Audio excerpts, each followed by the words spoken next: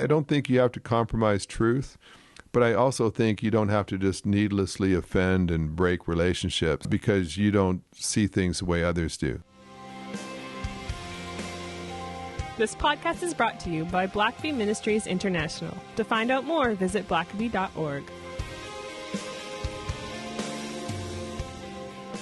Well, welcome to the Richard Blackaby Leadership Podcast. My name is Sam, and I am your host. And joining me, as always, is Dr. Richard Blackaby. Always my privilege, Sam. It's the Can't pleasure. Say thank you enough the for having me on. The pleasure is all mine.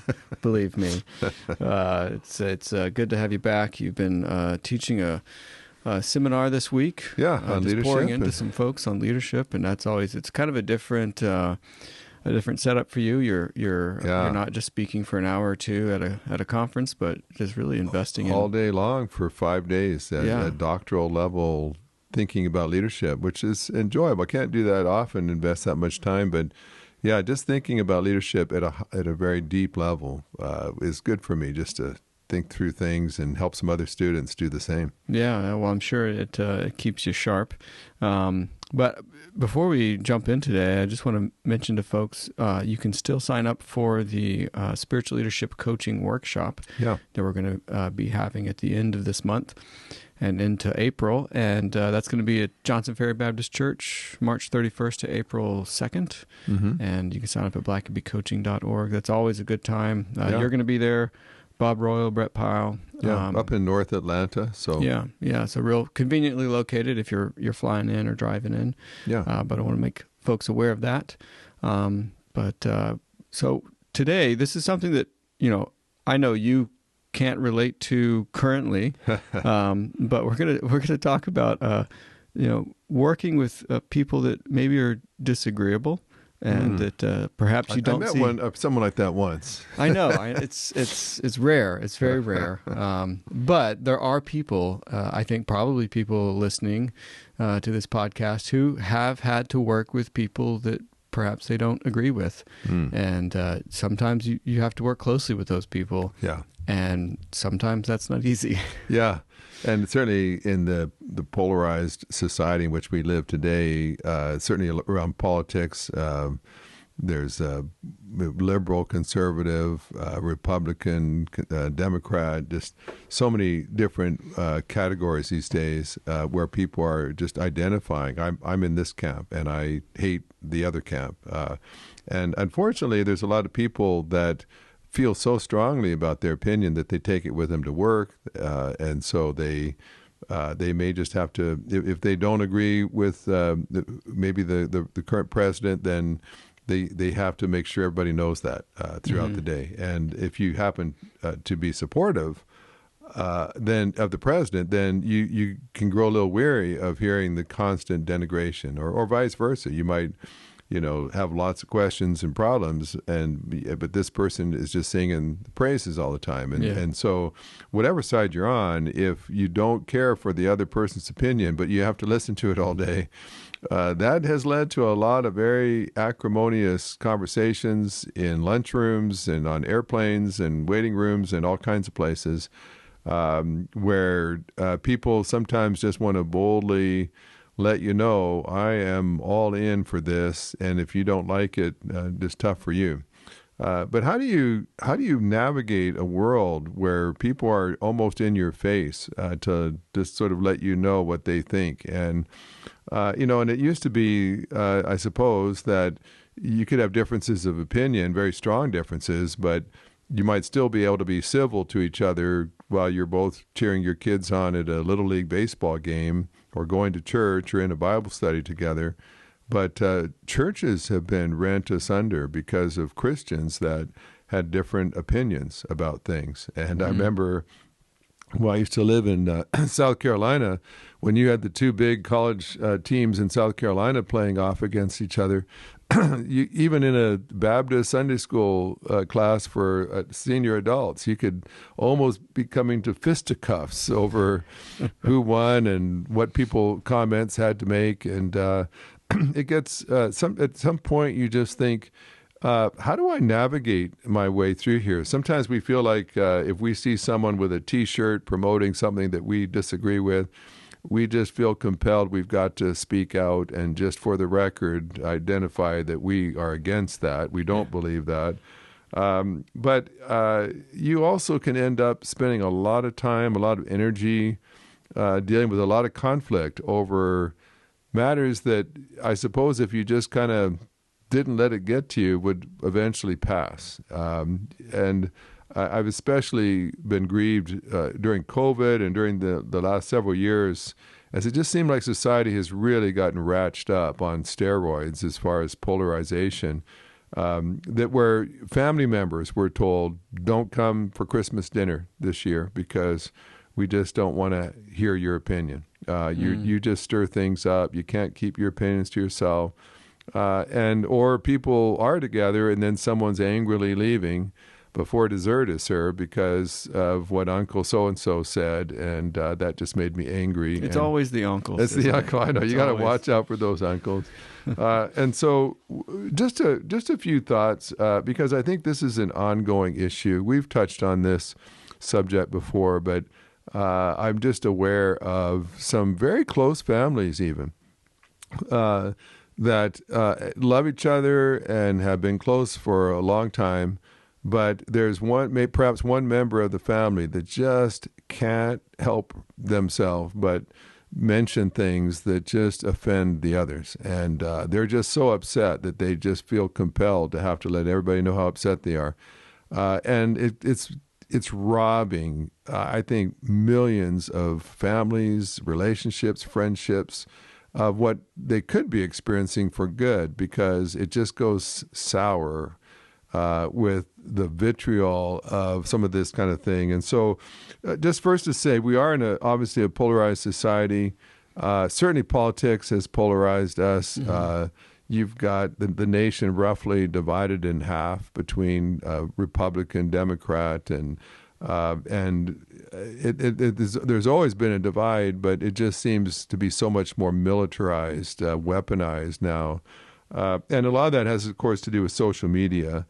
You know, you something that you might never say in a public place, face to face with someone, but you can just go ahead and rant away on Facebook or X or some of those other social media outlets, and you just think sometimes people will be so rude.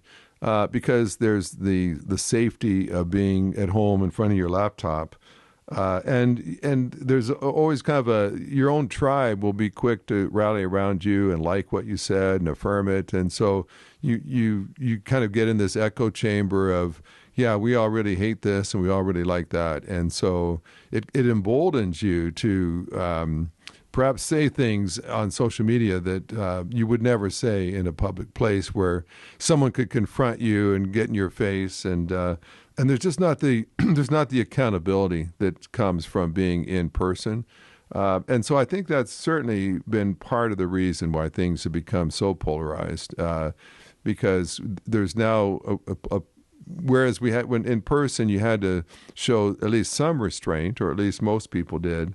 Now you can offend people at will, and not worry nearly so much. In fact, kind of take it as a point of pride if some people angrily comment back. And so, in this kind of society, how do you guard your heart? How do you keep your mind clear of a lot of the anger and argumentative kind of spirit that just sidetracks you from perhaps things that really matter? And so just a couple of thoughts on that. And the first one would just be focus on what really matters. I hear people literally, whatever the news cast is for today consumes a lot of people. And I mean, they cannot get out of their head. They're angry. They just watched the news today, and now they want to go to Facebook and they want to vent for a while on why they're so upset about what they just read. And the problem with that is a lot of times the news, especially when you first hear the news, you've only heard one side of the news. You don't know all the story yet. All the facts aren't on the table yet. You've just kind of heard the initial analysis of so-called experts. And now you want to vent and offend half your relatives about it. Yeah, if it's breaking news, give it some time before forming an opinion, especially if it's based on what one politician said. Yeah. Just give it 48 hours and what are the actual facts before. And, I think the thing that's so sad is that a lot of things where people ranted and raved, and then later evidence came out to show you that that wasn't even the case, or it was not quite like the way it was initially presented. Yeah. Or it just resolves itself. I think right now the news is in kind of apocalyptic terms. Everything that if you don't like President Trump, it's the end of the world today. Yeah. World War III will be happening by lunchtime, and to just kind of back off on that a bit and say, you know what, I'm guessing that's not going to happen. And in fact, I'm guessing that by next month, we'll have moved on to entirely different issues. And what so upset me a month ago, I've forgotten about now. And that's really the sad thing. If there's stuff that got you really upset a month ago and now it's not even an issue, but a month ago you offended 3 friends over something that a month later is not even an issue. That's kind of you look back and say, well, that was probably a poor exchange. I used to really be close to those 3 friends, and over one newscast, and I blew up and just struck out at people. I lost some friendships, and now that's not even front page news anymore. Probably a bad trade. And so I would just say keep your eye on what matters. Of course, relationships matter a lot more than today's news analysis. And I would say people matter. And I guess we just need to keep on reminding ourselves of that right now, that people matter a lot more than politics and other things. And certainly family matters. Friends matter. And so be careful about that. And secondly, kind of just a parallel to that is concentrate on what God is doing.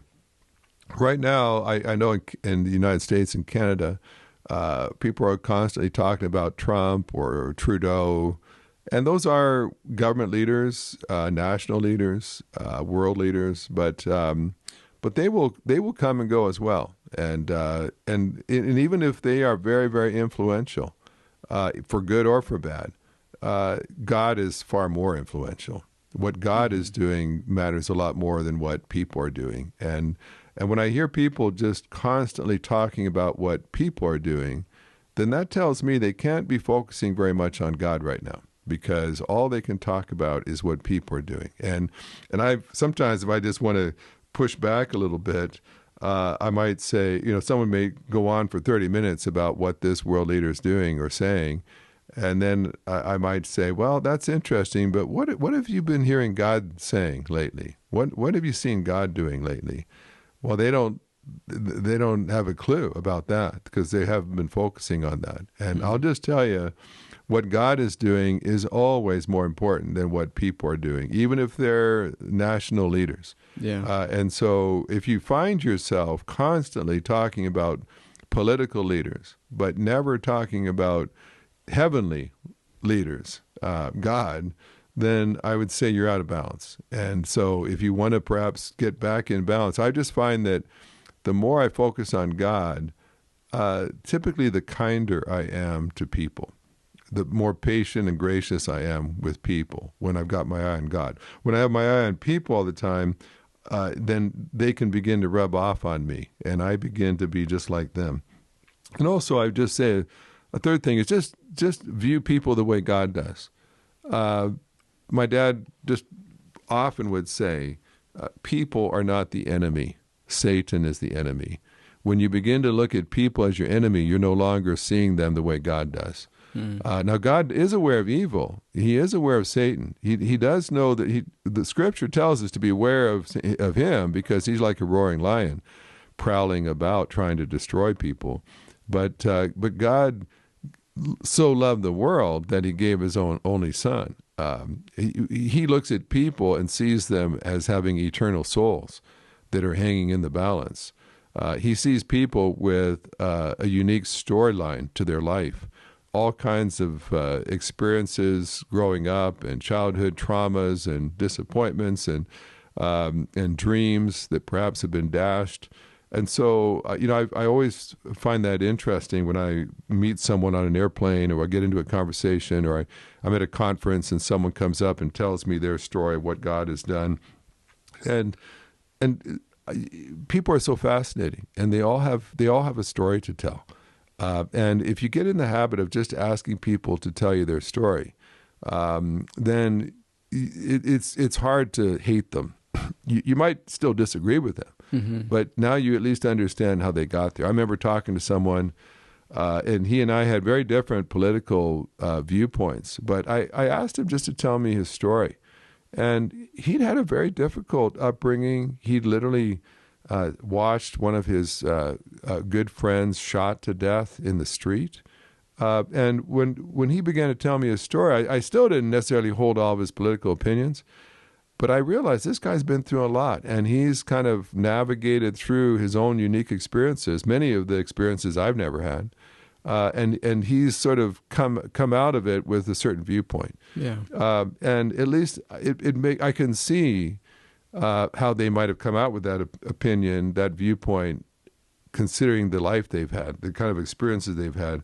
So I've just found that if you say, sometimes you just have to pray for people and just say, God, what is it you see in this person's life? And of course, God looks at people and sees what they could become if they were to become a Christian, if they were to become transformed, if they were to embrace God's will for their life. And sometimes we just see people as angry opponents.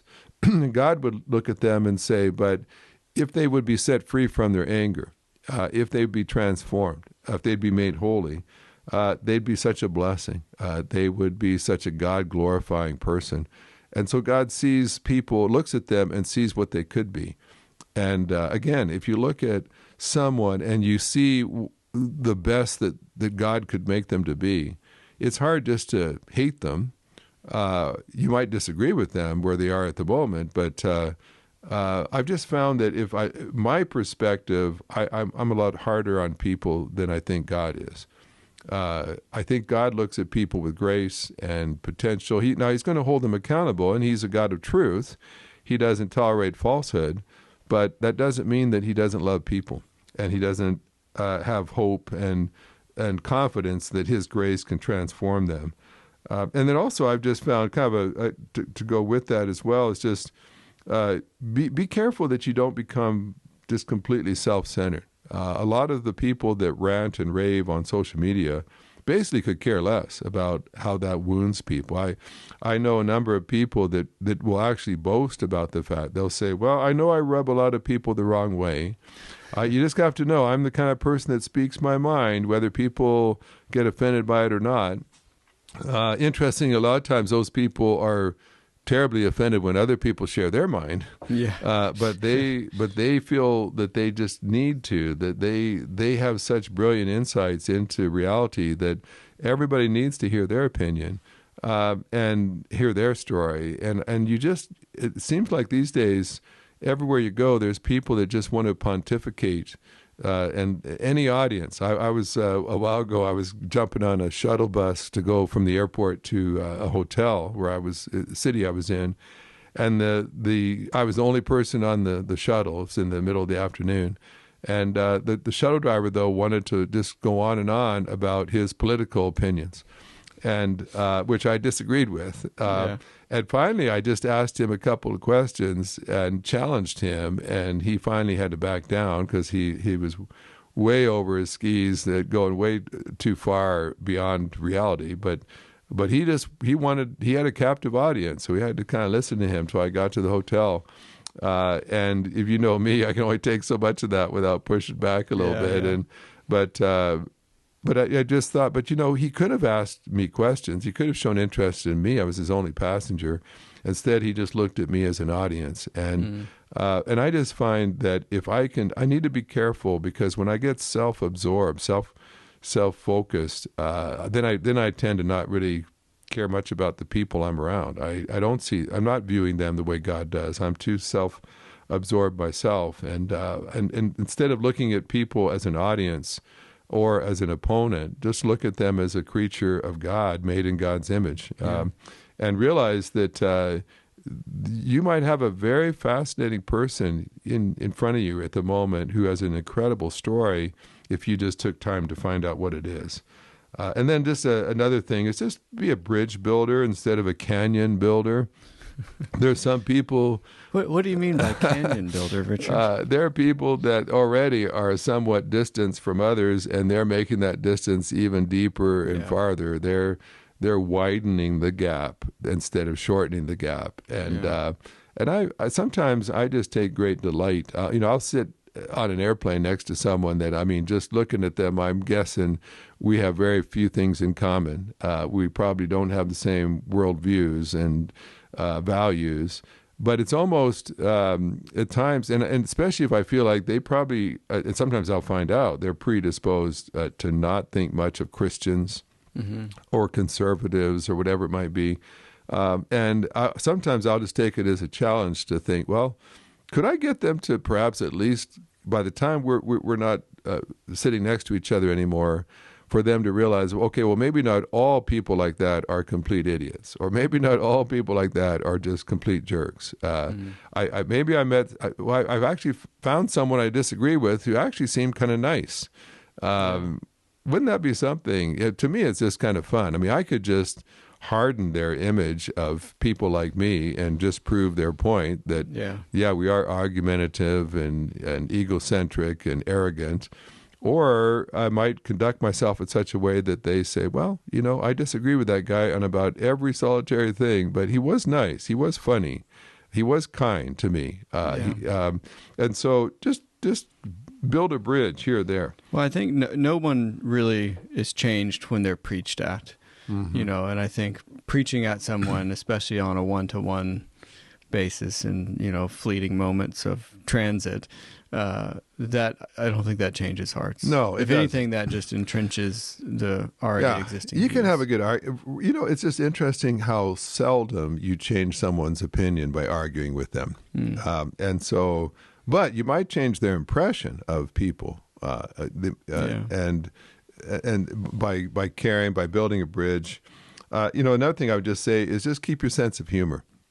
It was funny. I remember when Donald Trump was the president the last time, and I would travel internationally, and you've done this too, Sam. If you meet someone, a taxi driver or hotel check-in person, whoever it is, and they learn you're from the States, inevitably the first thing they're going to comment is Trump.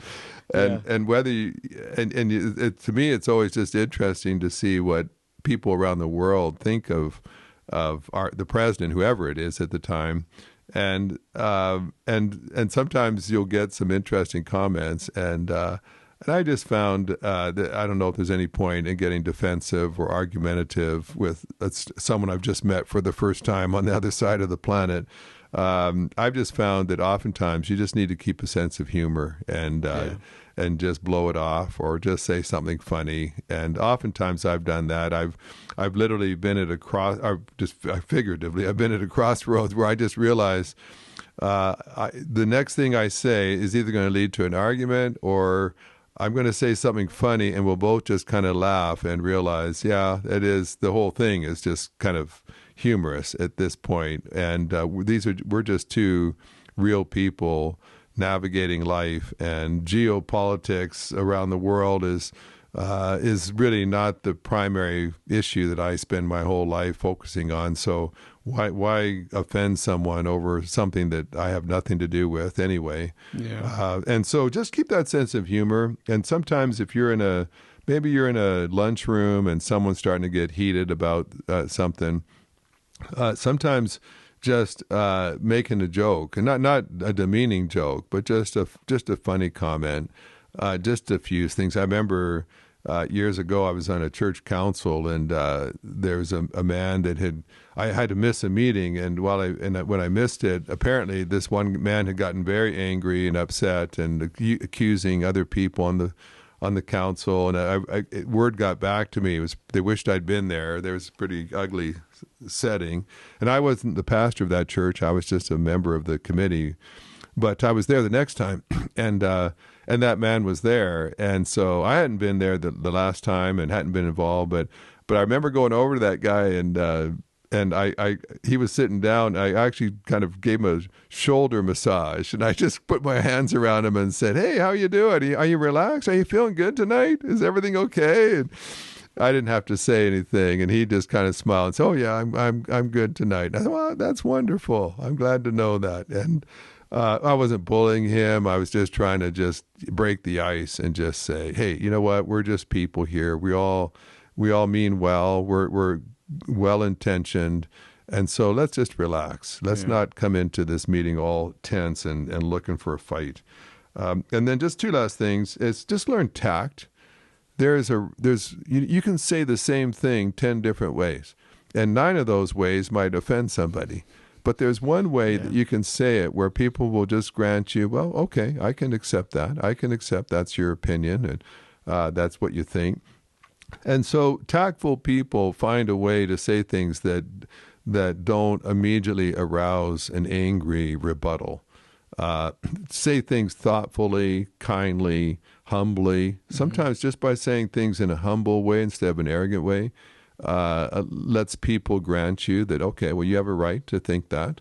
But when you get in someone's face, it immediately just causes them to retaliate and try to respond in kind. And so learning tact is something I've had to kind of learn. My wife, Lisa, is much better at that. She's much more thoughtful about how will this be perceived. I mean, in my mind, I'm not trying to be ugly, but saying things this way could certainly be taken in an ugly way. Have you ever said something you didn't mean badly at all by it, but then afterward you think, yeah, but considering this person and their background, and I could see how they could have taken it in a very offensive way. I didn't mean it that way, but those words could have been interpreted that way. Tact just does a quick, before the words start coming out of your mouth, you just take a moment to run it through a quick grid to say, okay, from various angles, would this is there a way where this could be taken in a very ugly way that I don't intend it to? Yeah, it could. So let me back off. Maybe I need a bit more of an intro. Maybe I need to preface this in some way so that I kind of disarm people before I just say this. But just throwing this out there without any context maybe is not the best way. So, and so you just learn tact. I tell you what, our culture, our society, and tact is something that should probably come from our mothers. But we live in a culture where not everybody's parented well, thoroughly. Yeah. We're not, there are a lot of things that our mothers should pull us aside and say, Richard, don't say that like that. Don't use that word. Don't say it like that. That was very adversarial. Learn to, be more gracious. But a lot of people are not taught that. They're taught to street fight and kind of just fight for tooth and nail for your opinion, your position. Well, I think, especially for people who are very task oriented and sort of pragmatic, we're looking for the shortest route from point A to point B. And I think tact is not the shortest route. No, so it takes longer. It takes longer, and so it seems less efficient to us. And, I think, too, when you're really smart, sometimes really smart people are very tactless, because they don't have patience for people that aren't as smart as them, that don't see it the way and sometimes we just think we're really smart. And we just don't have patience for people that don't see things our way. But tact says, I'm going to respect you enough to try to not needlessly offend you, to try to find a way to present, at least my opinion, in the most attractive, compelling way possible without just needlessly angering you. And so tact is a huge thing. We may have to have a whole blog or a whole podcast just on what tact looks like and how that manifests itself. And then last thing I would just say is just diligently embrace facts. Just because you saw something posted on Facebook does not mean it's fact. I tell you, us boomers sometimes are pretty notorious for reposting stuff that was just complete falsehood, but it was purportedly, from a reliable source. And there's just things we pass on, or maybe we only know part of the facts. And unfortunately, we're seeing a lot of this in newscasts today, where they they'll say, well, I saw a quote. I mean, I saw the president actually saying that. Well, yeah, you saw that, but you didn't see all the other quotes that he had before and after that would have given context to that statement. And so it's very selective reporting. And so you know some of the facts, but you don't know all the facts. And if you knew all the facts, that would change everything. Have you ever known someone that was really upset and then you just kind of gave them some more facts and then it's like, oh, okay, well, if I'd known that, I wouldn't have been so upset. And it's like, well, maybe before you got upset, you should have done some homework to make sure you had all the facts. Instead, you ranted and attacked people and insulted people with only a third of the facts at your disposal. So I just find, too, that when you know all the facts, and I find that even, as I'm talking to someone, I may disagree with them, but at least I know the facts that they are drawing their opinion from. They may be selective. They're not drawing them from all the facts, but I at least know the facts that they're drawing from as well, besides the ones that matter to me. And so just being informed, don't go charging into a fight or an argument or an angry post until you've done some homework and you're pretty confident that I do know what's going on here. And typically when you know all the facts, it's usually not entirely hot or entirely cold. It's when you know all the facts, you realize, okay, this is a fairly complicated issue. I could see how people could come to different conclusions about this. So there's a lot to say about this, Sam. Obviously, it's the world we live in today. I've just been reminded again just recently of very good people who love each other, but still some of this stuff is causing grief and division, even among good friends and family. And it really grieves me. I don't think you have to compromise truth, but I also think you don't have to just needlessly offend and break relationships because you don't see things the way others do. There's a way, I think, to hold on to truth and your own integrity and still be able to get along with other people as well. Yeah. Well, thanks for that reminder, Richard, and until next time. Thanks for listening to the podcast. If this is something you enjoyed, it really makes a difference if you leave a review and a 5-star rating on Apple Podcasts or wherever you listen. Don't forget to subscribe and share with your friends. We always love hearing from our listeners, so email us at podcast@blackaby.org.